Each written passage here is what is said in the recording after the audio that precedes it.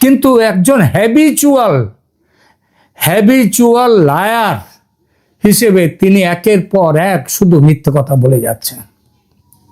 একটা মানুষ জানে একটা দেশের রাষ্ট্রপতি, আমেরিকার মতো যুক্তরাষ্ট্রের রাষ্ট্রপতি, সে ওই বাংলাদেশের ইউনূস নয় যে একের পর এক মিথ্যে কথা বলে যাবে।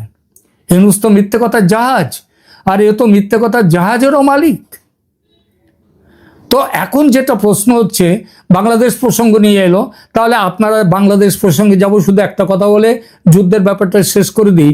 ট্রাম্প এবং মোদির ওই ফোন আলাপের পর, 35 মিনিটের ফোন আলাপের কয়েক ঘন্টা পর ট্রাম্প আবার বলেছেন, আমি যুদ্ধ থামাতে মধ্যস্থতা করেছি।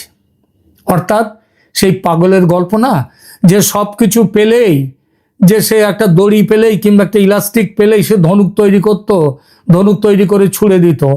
তো তাকে পরে একদিন বলা হয়েছে, এই জন্য তাকে হসপিটালে রাখা হলো। চিকিৎসার পরে তাকে যখন বাড়ি আনা হলো, তখন গল্পটা একটু অশ্লীল লাগতে পারে, তো সে বাড়িতে আনা হলো, তাকে প্রশ্ন করা হলো, মানে ওই যে এদের কাছ থেকে যখন পাগলাগারদ থেকে ছাড়া পায় তখন তাদের তো একটা ইন্টারভিউ হয়।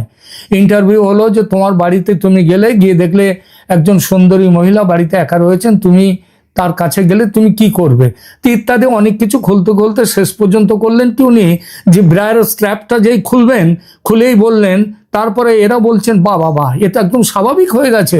তারপরে সেই স্ট্র্যাপটা খোলার পরে উনি বললেন, এই পরে আমি ওটা দিয়ে ধনুক তৈরি করব। সাথেই ডাক্তাররা বলেন, একে আবার ভেতরে পাঠাও, এখনো সুস্থ হয়নি।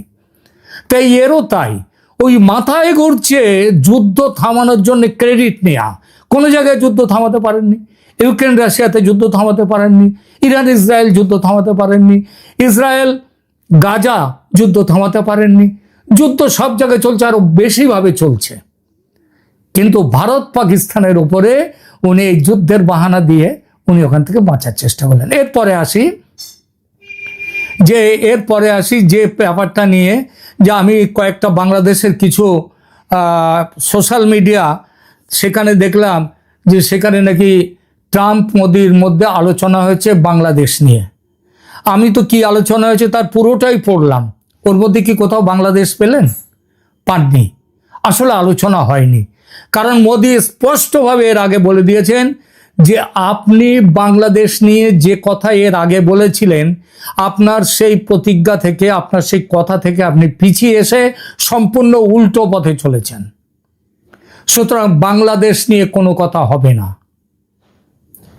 হবে না, কারণ আপনার কথা ঠিক নেই।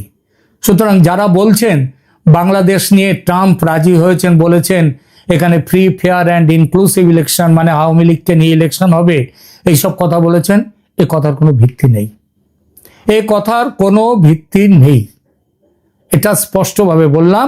কিন্তু ভিত্তি না থাকলেও একটি কথা বলে, আমি এর আগে ভিডিওতেও আমি বলেছি যে শেখ হাসিনার ফিরে আসার দিন খুব দূরে নেই। তিনি বাংলাদেশে ফিরে আসছেন এবং খুব শীঘ্রই আসবেন, কারণ সেই পথে সমস্ত কিছু জিনিসগুলো চলতে শুরু করেছে। আর ভারত আমেরিকাকে এখন তুড়ি মেরে উড়িয়ে দেওয়ার ক্ষমতা ভারত রাখে। যাদের মাথায় $36 ট্রিলিয়ন ঋণ নিয়ে যারা দেশ চালাচ্ছে, তারা ভারতের সাথে পাঙ্গা লড়তে আসতে পারবে না।